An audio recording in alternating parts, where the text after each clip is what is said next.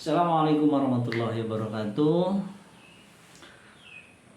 Halo sahabat tangguh, sahabat relawan, dimanapun Anda berada. Saat ini, perkenalkan saya Andi Sukandi dari Kelembagaan Relawan MPBS Indonesia atau Masyarakat Penanggulangan Bencana Satya Indonesia. Saya bergerak di penanggulangan bencana ini sejak tahun 2011. Saya dilatih jadi relawan angkatan pertama di Jawa Barat. Angkatan pertama BPBD, adanya BPBD Provinsi Jawa Barat. Saya salah satunya dilatih di BPBD Provinsi. Itu aja sekilas perkenalan, tidak terlalu panjang lebar. Perkenankan, saat ini saya akan sedikit berbagi ilmu tentang apa itu relawan, apa itu kerelawanan, perannya seperti apa, tanggung jawabnya apa, tugasnya apa. Nah,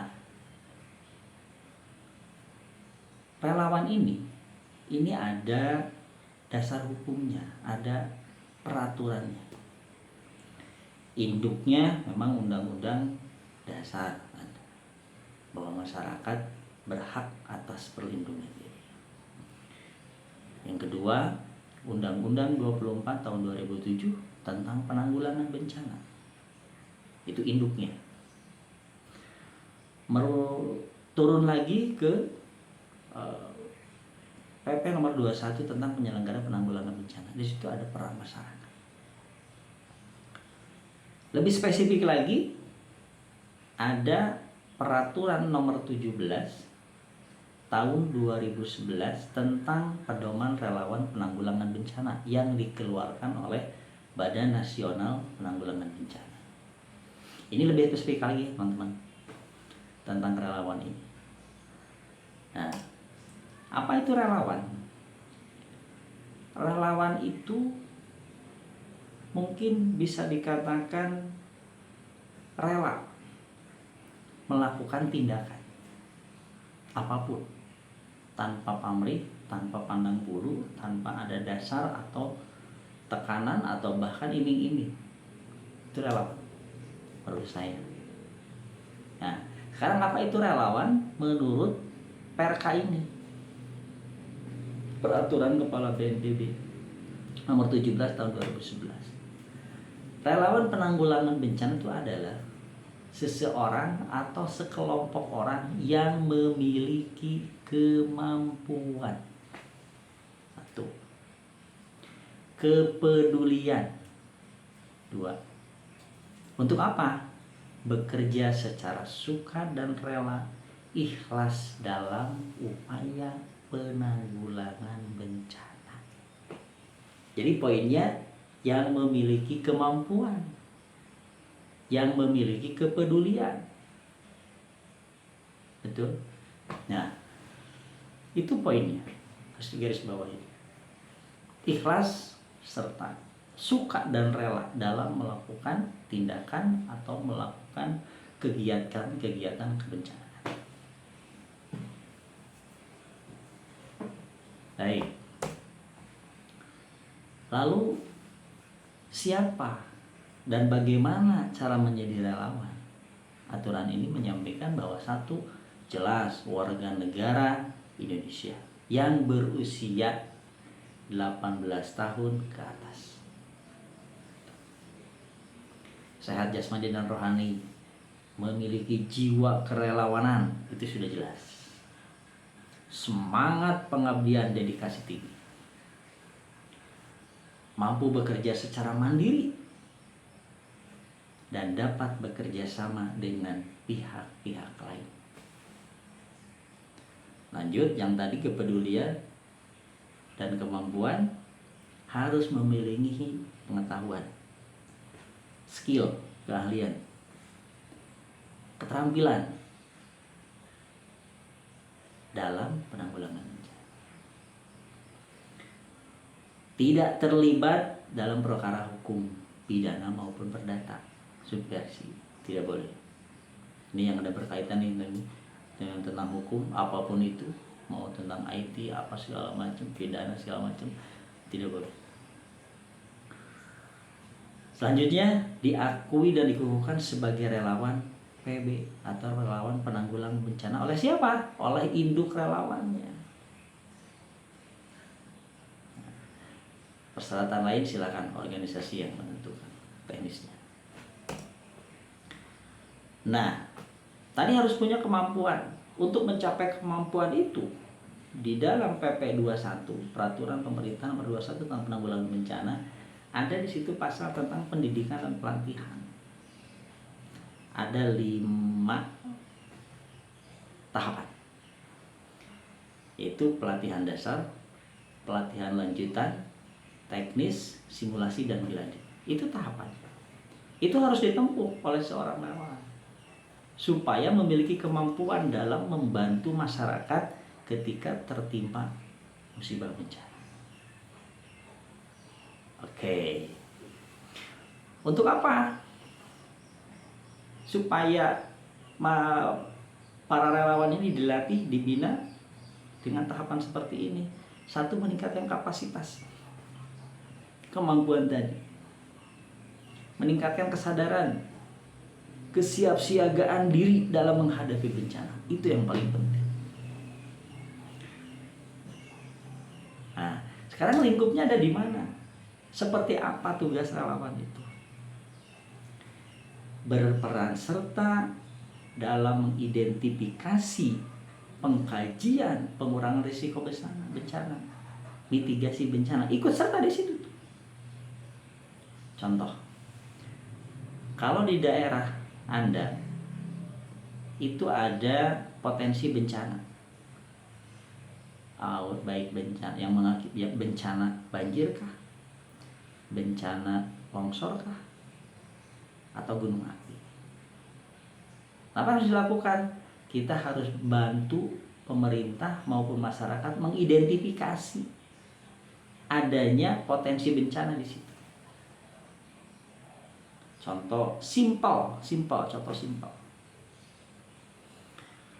Masyarakat kita masih banyak yang berpikiran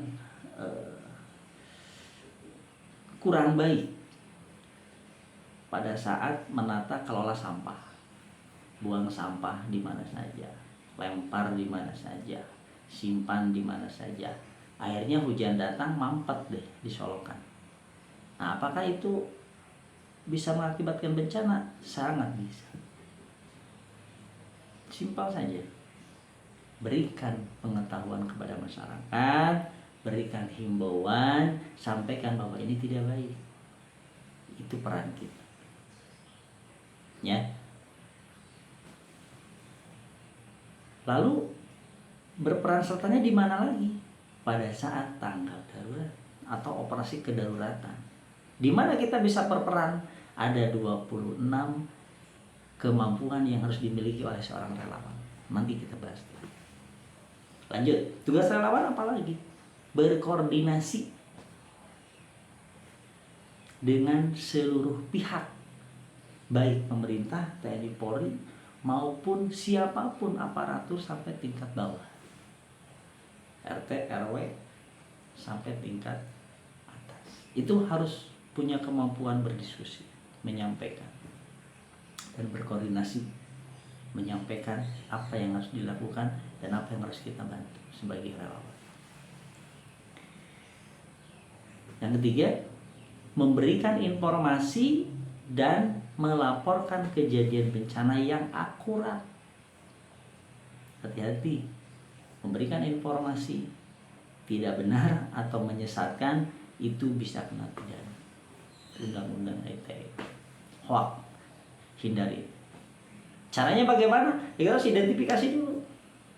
Ketika ada informasi, Pak, di sini ada bencana, datang tuh ke lokasi bencana. Pastikan di mana titiknya, lokasinya di mana, kampung apa, RT berapa, RW berapa, desa apa, kecamatan apa, kabupaten apa. Sampaikan di sini. Bencananya apa? Dampaknya apa? Korbannya ada tidak? dampak sampai kena psikologis atau tidak. Nah itu harus akurat. Minimal untuk menyampaikan informasi awal itu harus tepat, bahwa telah terjadi bencana longsor di Kampung A, RT 1, RW 2, Desa B, Kecamatan C, Kabupaten. Lalu di situ cantumkan siapa yang bisa dihubungi. Nomor ketua RT kah, nomor ketua RW kah, atau kepala desa kah di situ. Itu baru tepat. Akurat memberikan informasi. Bisa dipertanggungjawabkan. Kepada siapa? Baik kepada induk relawan kita maupun kepada masyarakat yang menerima berita tersebut. Lalu apakah kita bergerak pada saat tanggap darurat saja relawan bertugas atau membantu? Tidak. Tahapan penanggulangan bencana itu ada 3. 1, prabencana. Yang kedua, tanggap darurat atau saat bencana. Yang ketiga, pasca bencana. Apakah kita ada di tanggap darurat? Dulu iya. Dulu. Setelah lahirnya undang-undang ini, baru semua lini itu harus dimasuki. Baik prabencana, saat maupun tanggap. Nah, apa yang dilakukan pada saat kegiatan tidak ada bencana? Relawan ini ya banyak sekali, sangat banyak. 1, dia bisa menyampaikan informasi kebencanaan, bahaya bencana, risiko bencana kepada siapa? Kepada masyarakat yang terkena ancaman bencana tersebut. Contoh kecil sederhana. Di Indonesia ini, khususnya di Jawa Barat, ini banyak potensi bencana. Orang tua kita, sepuh kita banyak yang masih tinggal di lereng-lereng gunung. Ini tebing, rumahnya di bawah. Kira-kira ini potensi bencana enggak? Ada nanti risiko bencananya di sini. Ini ancaman. Di sini ada kerentanan. Ada rumah. Ada orang tua, ada anak, ada bayi segala macam. Di situ peran kita. Sampaikan, kita datangi dengan kearifan lokal, dengan bijak, jangan arogan. Mentang-mentang kita tahu ilmunya, langsung Pak nggak boleh di situ, Bapak kena bahaya. Nah itu nggak boleh. Sampaikan dengan bijak, sampaikan dengan santun, sampaikan dengan attitude kita.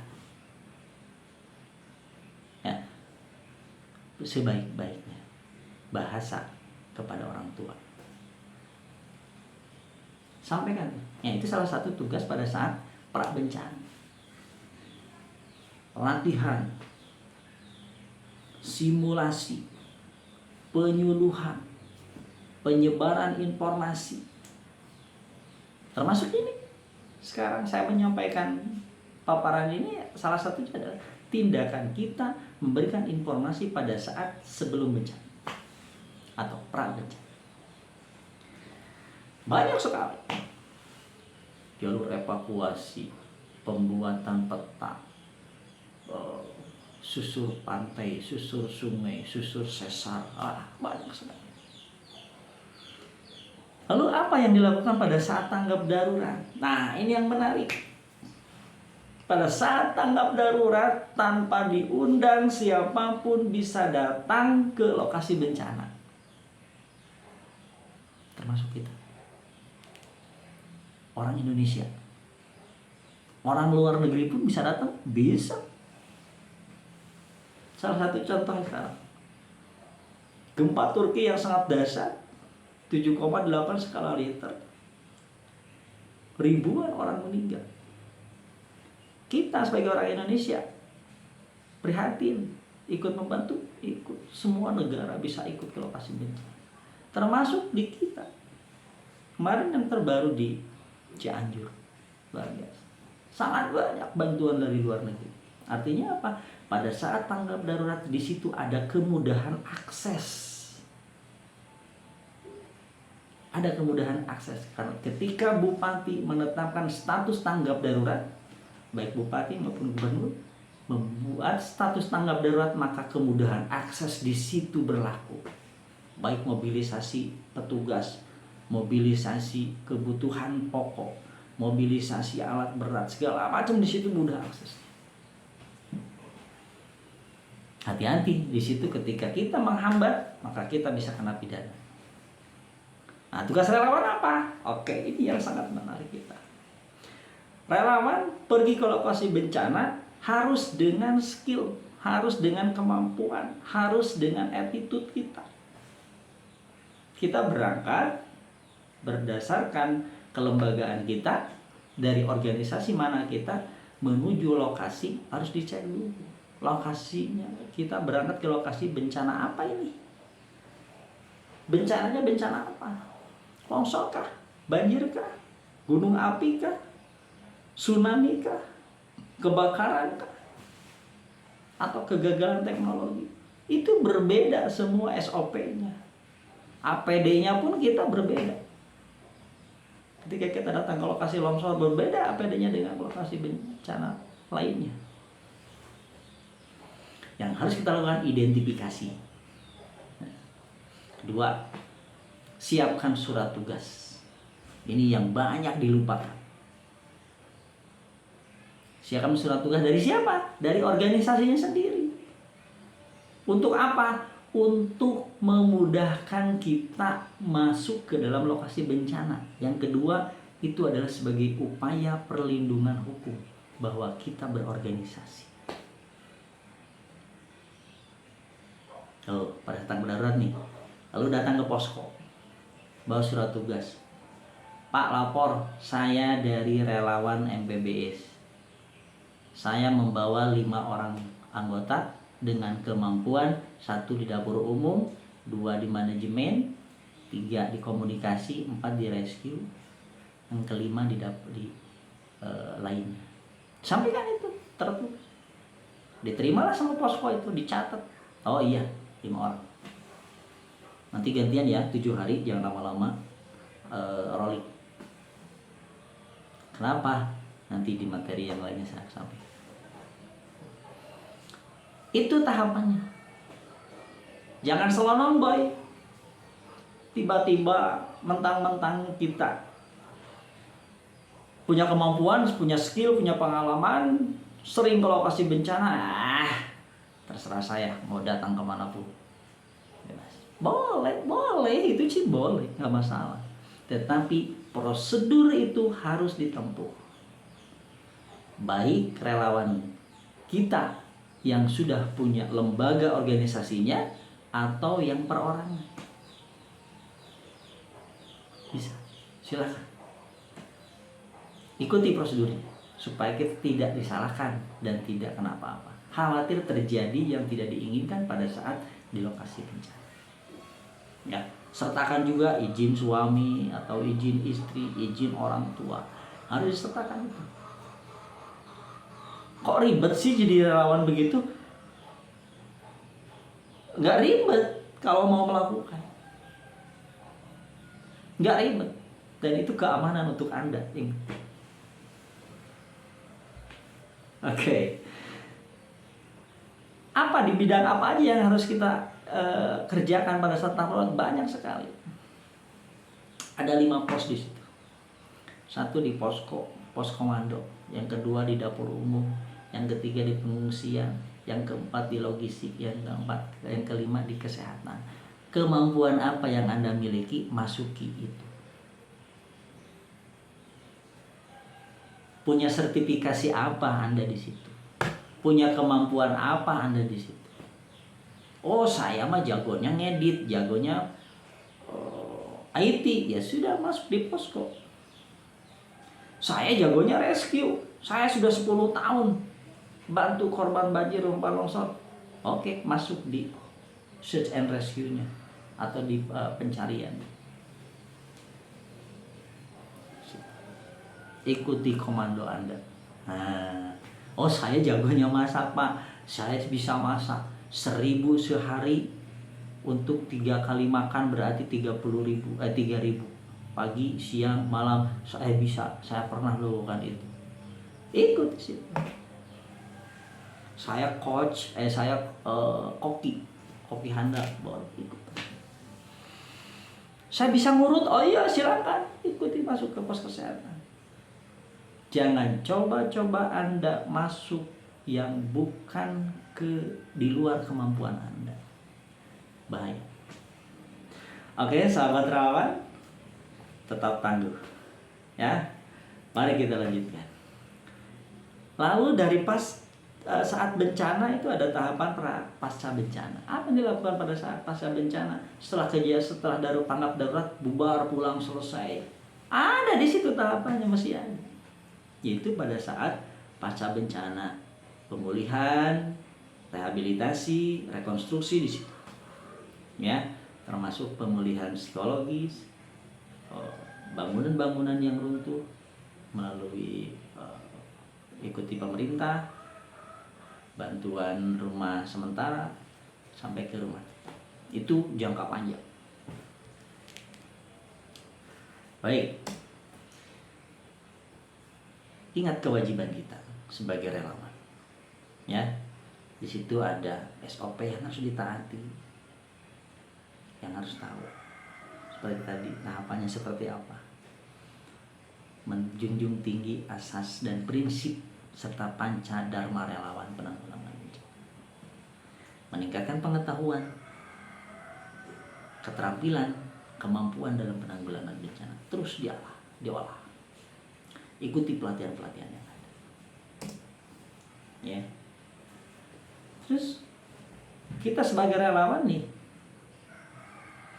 memiliki hak apa? Kita sebagai relawan atas dasar perka ini.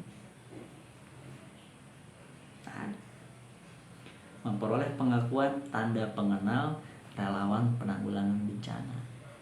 Itu bisa dari organisasi sendiri dan juga bisa dikeluarkan oleh pemerintah melalui BPBD.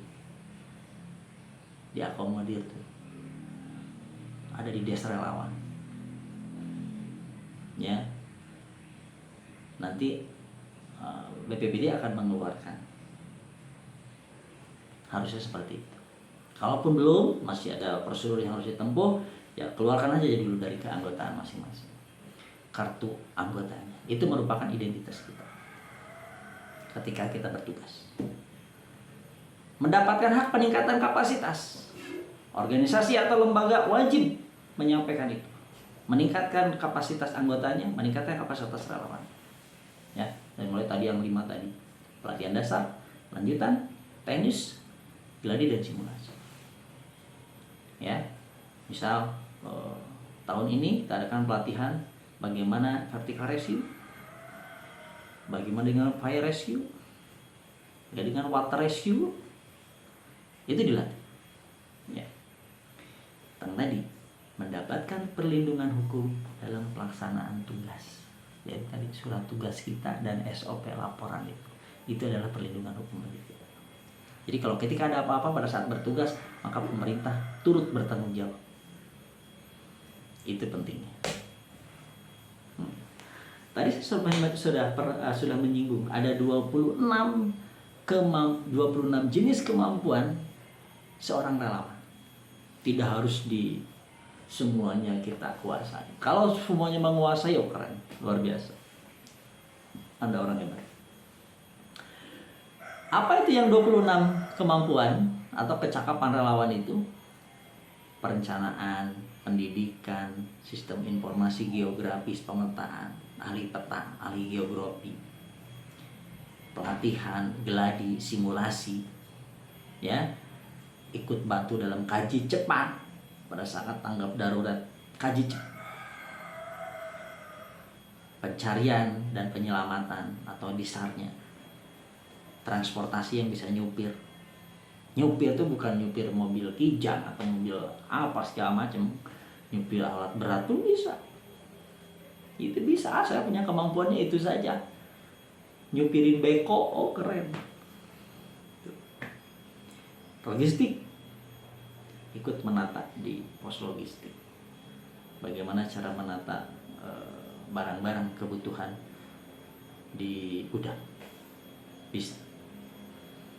Keamanan pangan, Anda ahli gizi, masuk di situ. Ya. Yang dari koki, Anda boleh masuk di situ.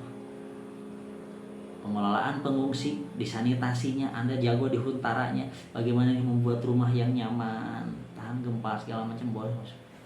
Banyak sekali.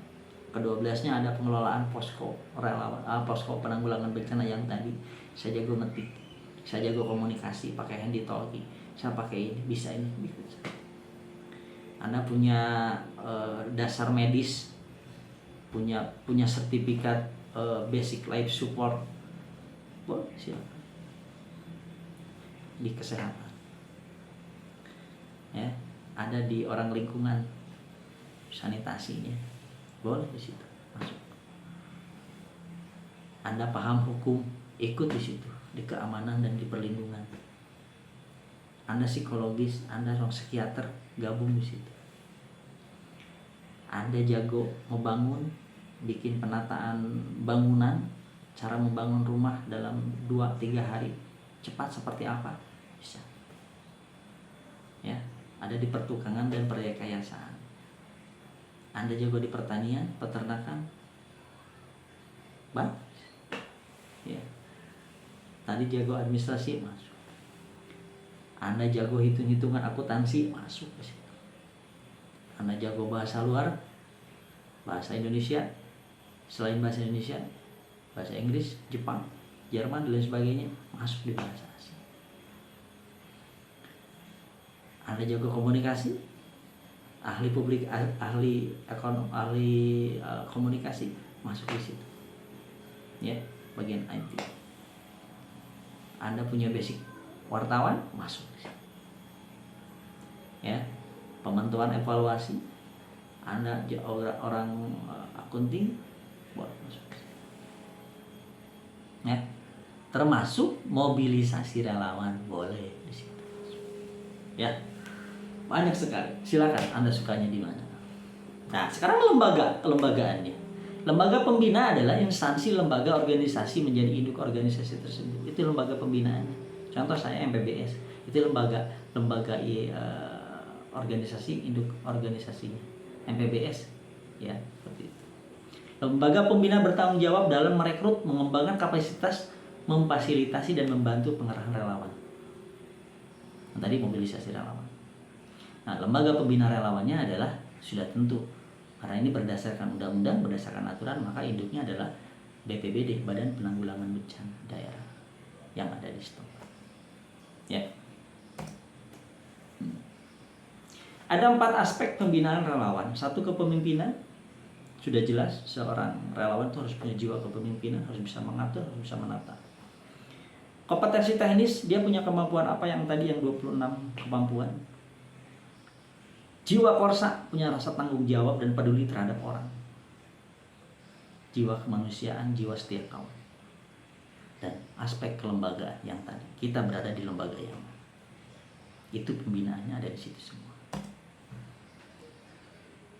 Nah, ini digaungkan pada saat Dharma Adirajasa di Bali tahun 2019 tentang Pancadharma Relawan. Ada 5 panca ya, 5 Pancadharma Relawan. Ada 5 pengabdian. 1, mandiri, dia harus mandiri. Yang kedua, profesional, bertanggung jawab, solidaritas tinggi. Ya. Mampu dia berbaur dengan yang lain, artinya bersinergi. Yang keempat, dapat dipertanggungjawabkan, akuntabel. Mandiri, profesional, solidaritas, sinergi, dan akuntabel. Ada 5 dharma relawan. Ya. Prinsip cepat, tepat, prioritas, koordinasi, berdaya guna dan berhasil guna.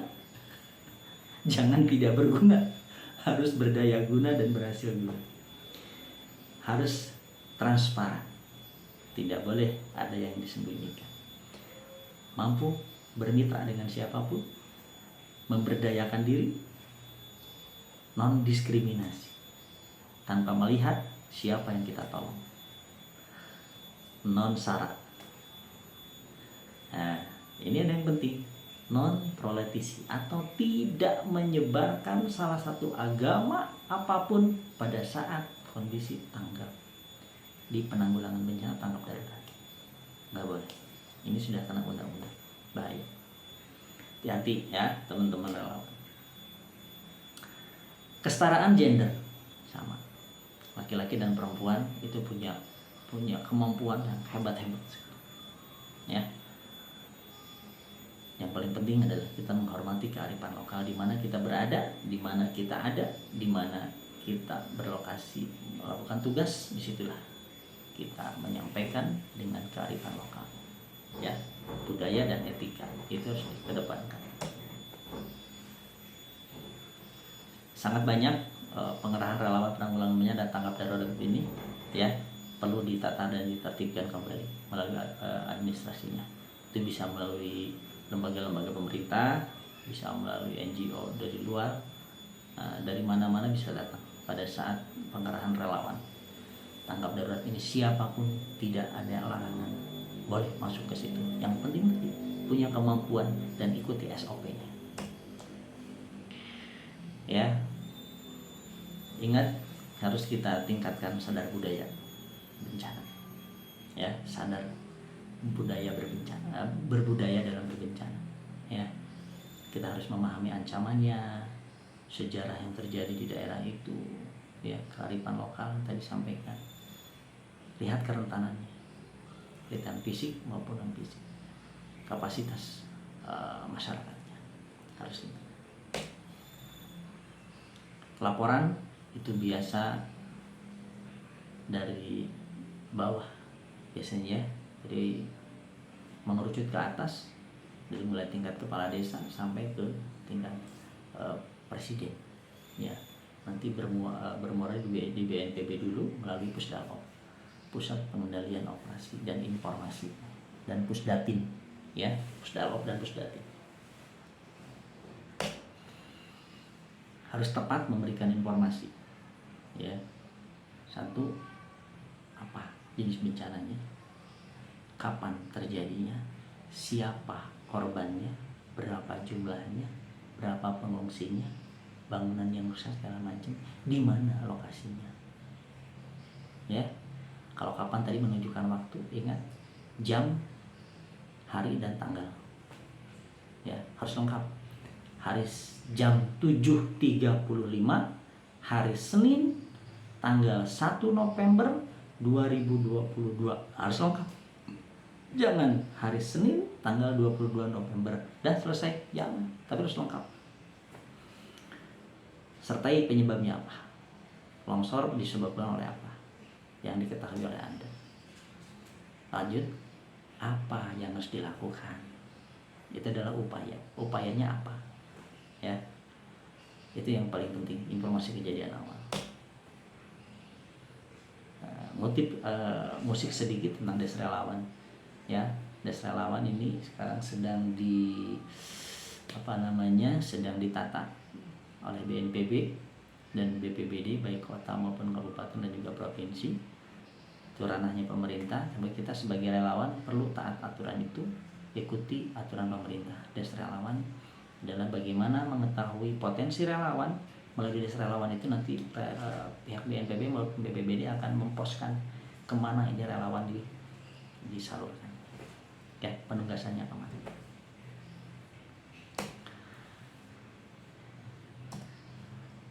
Itu Dharma Adira Jasa ya, Dharma Relawan Adira Jasa yang tadi saya sampaikan, bahwa pengabdian relawan itu merupakan aset bangsa dan ketangguhan individu yang bersangkutan maupun menangguhkan masyarakat. Jadi kita itu mampu menangguhkan diri dan menangguhkan masyarakat ya. Itu dinyatakan oleh pemerintah di Buleleng, Bali pada saat Jambore Relawan. Ingat, kita sebagai relawan harus punya kemampuan, harus punya pengetahuan yang luas dalam melaksanakan tugas ya. Materi ini dipersembahkan dalam kegiatan sertifikasi para pendaki dan porter serta guide yang diselenggarakan oleh sahabat Elang, LPK Sahabat Elang ataupun Yayasan Elang Katulistiwa. Itu saja untuk materi tentang kerelawanan. Terima kasih atas perhatiannya. Wabillahi taufiq wal hidayah. Assalamualaikum warahmatullahi wabarakatuh. Relawan tangguh.